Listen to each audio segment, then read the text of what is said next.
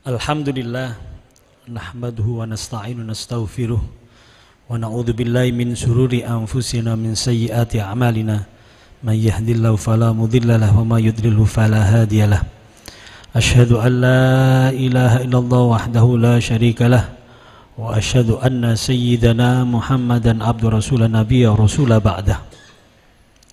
Allahumma salli wa sallim wa barik ala sayyidina Muhammad wa ala alihi wa sahbihi man wala la hawla wa la quwata illa billah.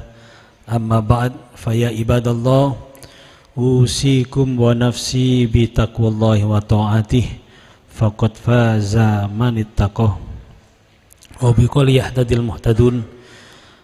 A'udzu billahi minasyaitonir rajim. Ya ayyuhalladzina amanu taqullaha qulu qawlan sadida yuslih lakum a'malakum wa yaghfir lakum dhunubakum wa may yuti'illahu wa rasulahu faqad faza fawzan 'azima. Yang maknanya kurang lebih, wahai orang-orang yang beriman, bertakwalah kalian kepada Allah dan berkatalah dengan perkataan yang benar, niscaya Allah akan memperbaiki amal perbuatanmu dan mengampuni dosa serta kesalahanmu. Dan barang siapa yang taat kepada Allah dan Rasulnya, maka dia akan memperoleh kemenangan yang besar. Shadaqallahul adzim. Ma'asyiral muslimin jamaah salat Jumat rahimakumullah, marilah di dalam kesempatan, di tempat dan hari yang penuh dengan keberkahan ini, kita bersama-sama membulatkan tekad kita dan menguatkan niat kita untuk senantiasa taat kepada Allah dan Rasulnya dengan cara mewarnai segala aktivitas hidup dan kehidupan kita dengan nilai-nilai, ajaran-ajaran yang dibawa dan diajarkan serta dicontohkan oleh junjungan kita Nabi besar Muhammad SAW. Karena hanya dengan cara inilah kita dapat berharap untuk mendapatkan kebahagiaan dan kesuksesan, bukan saja di dunia, terlebih di akhirat kelak. Semoga Allah SWT senantiasa memberikan kita taufik hidayah serta inayahnya, sehingga di dalam menjalani sisa usia kita ke depan benar-benar kita dapat beristiqomah untuk taat kepada Allah dan Rasulnya. Bahkan dari hari ke hari kita dapat meningkatkan kualitas ketaatan kita kepada Allah dan Rasulnya sampai ajal menjemput kita dalam kondisi iman Islam husnul khatimah. Amin ya rabbal alamin. Ma'asyiral muslimin jamaah salat Jumat rahimakumullah, masih kita rasakan suasana tahun baru, pergantian tahun. Masih di dalam minggu pertama kita memasuki tahun 2023. Tentunya peristiwa tahun baru ini atau pergantian tahun merupakan peristiwa yang ditetapkan oleh Allah SWT, baik itu pergantian tahun Masehi maupun pergantian tahun Hijriyah. Karena Allah SWT telah menjadikan matahari dan bulan sebagai sarana kita untuk menghitung waktu, sehingga Masehi yang merupakan kalender Syamsiah yang disandarkan pada peredaran matahari juga merupakan ketetapan Allah Subhanahu wa taala. Wa ja'alal laila sakana wasyamsa wal qamara husbana. Dzalika taqdirul azizil alim. Allah menjadikan matahari dan bulan sebagai alat penghitung hari untuk kita bisa menghitung waktu, dan itu merupakan ketetapan Allah Subhanahu wa taala. Yang pasti pergantian tahun ini memberikan peringatan, pengingat kepada kita bahwa dari hari ke hari kita berjalan dalam perjalanan waktu yang semakin menjadikan kita bertambah umur. Seseorang yang bertambah umur otomatis akan bertambah dekat dengan hari H, di mana kita harus meninggalkan dunia ini. Sehingga dengan peristiwa pergantian tahun ini mengingatkan kita akan bertambah dekatnya kita dengan kematian kita masing-masing, dan bertambah sempit kesempatan kita untuk beraktivitas di dunia ini. Sehingga di dalam menyikapi pergantian tahun ini, sebagaimana tahun-tahun yang sebelumnya, kita diperintahkan untuk bermuhasabah, untuk menengok apa yang telah kita lakukan selama ini. Selanjutnya kita dianjurkan untuk mempersiapkan apa yang harus kita lakukan di masa yang akan datang, sebagaimana yang diperintahkan oleh Allah SWT di dalam Al-Quranul Karim. Ya ayyuhalladzina amanu taqullaha wal tanzur nafsum ma qaddamat lighad wattaqullaha innallaha khabirum bima ta'malun. Wahai orang-orang yang beriman, bertakwalah kalian kepada Allah dan telitilah apa yang telah engkau lakukan, apa yang telah engkau kerjakan di waktu-waktu yang telah engkau lewati, untuk kebaikan waktu yang akan datang, bahkan untuk kebaikan akhiratmu. Sungguhnya Allah, bertakwalah kalian, sesungguhnya Allah Maha teliti di dalam apa yang engkau kerjakan. Dari ayat tersebut jelas sekali ini merupakan ayat yang memerintahkan kita untuk pandai menyikapi perjalanan waktu atau umur kita. Apalagi Allah Subhanahu wa taala juga mengingatkan kita bahwa kelak ketika ajal menjemput kita, kita akan dihidupkan kembali untuk mempertanggungjawabkan apa yang telah lakukan. Inna nahnu nuhyil mauta wa naktubu ma qaddamu. Bukan itu saja, wa atharuhum, tetapi jejak-jejak atau apapun yang kita tinggalkan yang masih bisa memberikan kebaikan atau keburukan pada orang-orang yang kita tinggalkan. Wa kulla syai'in ahsaynahu fi imamin mubin, dan semuanya itu tercatat dengan terperinci di dalam kitab Allah Subhanahu wa taala. Faman ya'mal mithqala dzarratin khairan yarah wa may ya'mal mithqala dzarratin syarran yarah. Sekecil apapun kebaikan ataupun kejelekan yang kita lakukan selama hidup di dunia ini, bahkan sekecil apapun sesuatu yang kita tinggalkan yang bisa dirasakan akibat atau manfaatnya oleh orang-orang di sekitar kita yang masih hidup, semuanya tercatat secara terperinci di hadapan Allah Subhanahu wa taala dan harus kita pertanggungjawabkan di hadapan Allah Subhanahu wa taala.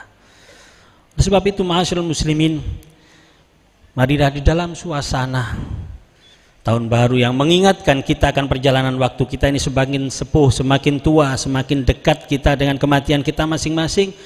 Marilah kita bermuhasabah. Hasibu anfusakum qabla an tuhasabu. Hisablah kalian sebelum engkau dihisab kelak di akhirat. Lantas apa yang perlu kita hisab? Apa yang perlu kita evaluasi untuk selanjutnya kita jadikan bahan untuk mengoreksi demi kebaikan kita di masa yang akan datang? Paling tidak Rasulullah SAW juga mengingatkan kita dalam sebuah sabda beliau, la tazulu qadama abdin yaumal qiyamah hatta yus'al. Kelak kita di akhirat pasti ketika kita menghadap Allah SWT akan dipertanyakan, akan dimintai pertanggungjawaban oleh Allah SWT tentang 4 hal. Yang pertama, an umri fima afnah, tentang umur, usia yang diberikan oleh Allah SWT kepada kita. Untuk apa waktu yang diberikan oleh Allah SWT?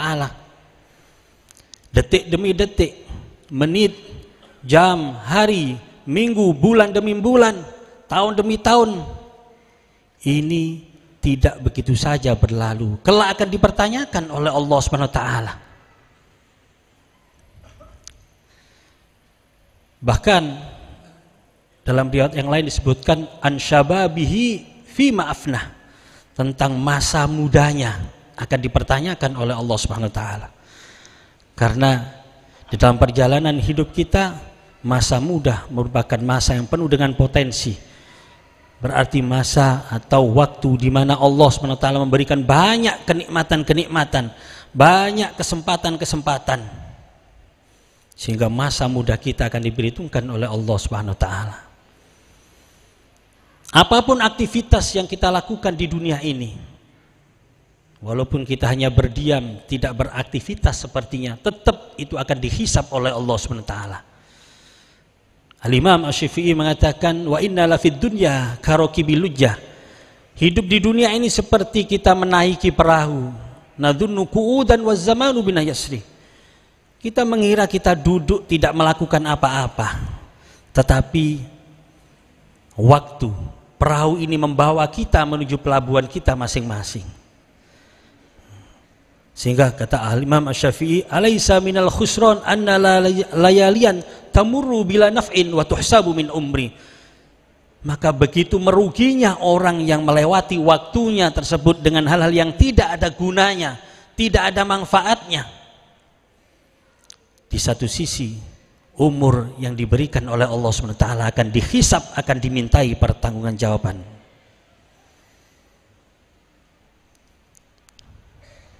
Kehidupan di dunia ini tidak gratis. Kita harus mempertanggungjawabkan di hadapan Allah SWT. Yang pertama kali kita pertanggungjawabkan di hadapan Allah SWT adalah kualitas ibadah kita. Karena Allah SWT memberikan kita kesempatan hidup di dunia ini tidak lain untuk beribadah kepada Allah SWT. Ma khalaqtul jinna wal insa illa liya'budun. Dan di antara ibadah-ibadah yang diperintahkan, disyariatkan, ibadah sholat merupakan ibadah yang pertama kali dihisab oleh Allah SWT. Innama awwalu yuhasabu bihil abdu yaumal qiyamah as-shalah. Yang pertama kali dihisab oleh Allah SWT kelak di akhirat terhadap seorang hamba adalah sholatnya.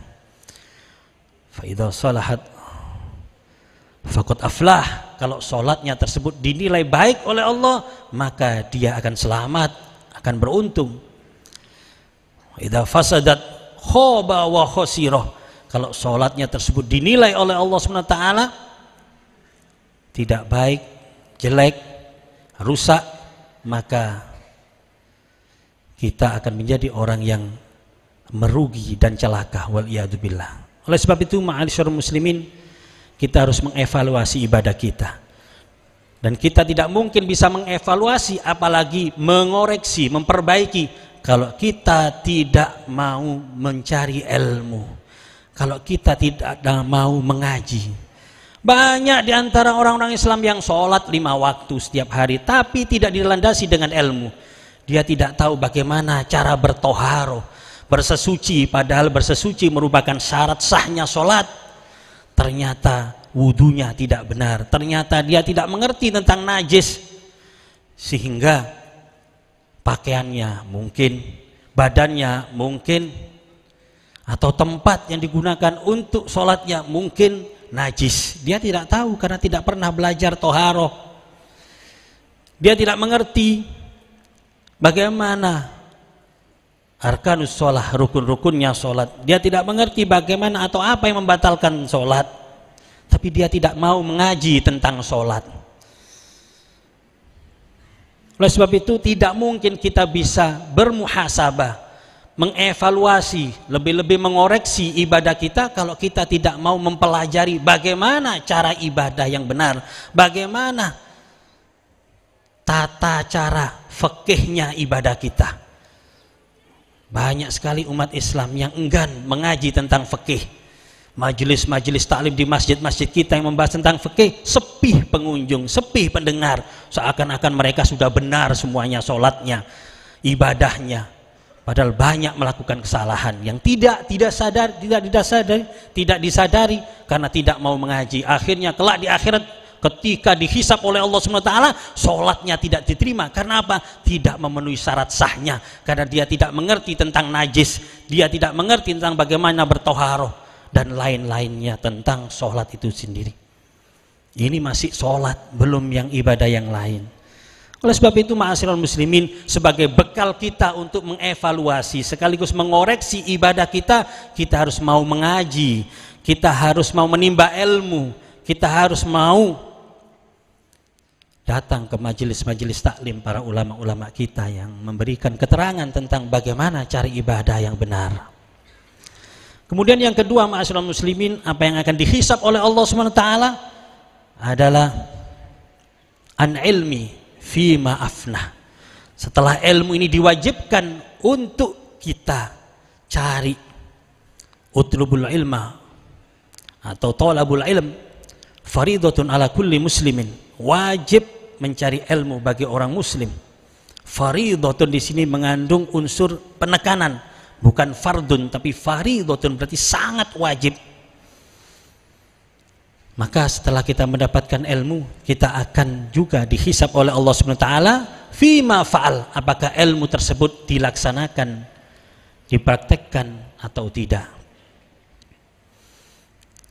Kemudian yang ketiga, ma'asyiral muslimin, yang pasti akan dihisab oleh Allah Subhanahu wa taala an malih, tentang harta kita. Sekecil apapun, sedikit apapun harta kita, semuanya pasti dihisab oleh Allah Subhanahu wa taala. Dan hisabnya yaitu fima min ainak tasabah wa fima anfaqoh, dari mana engkau dapatkan harta itu dan untuk apa engkau habiskan, engkau infakkan, semuanya akan dipertanyakan. Jangan dikira 1 rupiah sekalipun yang kita pegang, yang kita miliki, yang ada dalam tangan kita, ini tidak dihisab oleh Allah. Semuanya bakal dihisab oleh Allah Subhanahu wa taala. Apalagi harta yang banyak yang akan kita tinggalkan, akan kita wariskan kepada ahli waris kita. Apakah kita tega ahli waris kita tinggalkan dengan harta yang haram? Kalau kita tinggalkan dengan harta yang haram, maka kita sama dengan menjerumuskan mereka ke dalam nerakanya Allah Subhanahu wa taala. Karena akan menjadi sandang pangan papan mereka, menjadi darah dan daging mereka. Darah dan daging yang terdiri dari barang haram tidak mungkin dapat melakukan sesuatu yang halal, pasti jurusannya melakukan sesuatu yang haram, yaitu neraka Allah Subhanahu wa taala. Oleh sebab itu kita harus mengevaluasi, terutama kita sebagai tulang punggung keluarga kita, apakah sudah benar-benar harta yang kita bawa, yang kita gunakan untuk sandang pangan papan keluarga kita dan akan kita wariskan kepada anak keturunan kita, benar-benar harta yang halal. Sehingga kita harus mempelajari itu ilmu muamalah, ilmu bagaimana kita berdagang atau berbisnis atau apapun, supaya harta yang kita hasilkan menjadi harta yang halal. Fajmilu fit talab, kata Rasulullah. Perbaikilah, perbaguslah kamu di dalam mencari rezekinya Allah Subhanahu wa taala. Karena sebenarnya rezeki ini bukan kita cari. Bekerja ini sebenarnya bukan mencari rezeki, karena rezeki sudah disediakan oleh Allah Subhanahu wa taala. Wa ma min dabbatin fil ardi illa 'alallahi rizquha. Tidak ada ciptaan Allah yang berjalan di atas muka bumi ini pasti rezekinya telah ditetapkan oleh Allah Subhanahu wa taala. Lantas untuk apa kita bekerja? Kita bekerja untuk memastikan rezeki kita halal. Kalau kita bekerja dengan baik, maka sandang pangan papan kita menjadi halal. Kalau rezeki bekerja kita tidak baik, tidak sesuai dengan tuntunan syariat, apalagi sampai merugikan orang lain, maka sandang pangan papan kita menjadi haram. Kalau kita tidak bekerja, maka sandang pangan papan kita menjadi syubhat, karena kita menunggu pemberian orang lain karena tidak bekerja. Nah, inilah ma'asyiral muslimin, kita evaluasi bagaimana pekerjaan kita selama ini, ma'isyah yang sudah kita dapatkan, apakah benar-benar halal atau tidak. Harus kita gunakan standar halal dari tuntunan ajaran agama kita, bukan standar halal seperti apa yang biasanya dilakukan oleh orang banyak, tapi standar halal syariat agama kita.